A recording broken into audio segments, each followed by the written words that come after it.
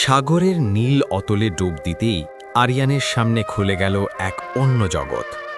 প্রথমেই দেখা হলো বিশাল এক কাটলফিশ ও পাথরে মিশে থাকা অক্টোপাসের সাথে, যারা যেন এই রাজ্যের নীরব দর্শক।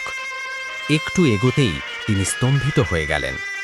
সাগরের নিচে বালুর স্তরে পড়ে আছে এক গেমিং সেটআপ, যেখানে হেডফোন পরা একটি কঙ্কাল আজও বসে আছে।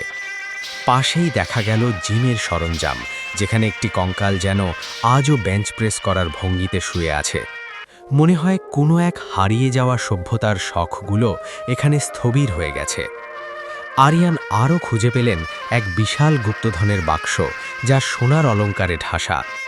বালুর নিচে অর্ধেক চাপা পড়ে থাকা বিশাল এক ত্রিশূল দেখে মনে হলো এটি কোনো প্রাচীন দেবতার।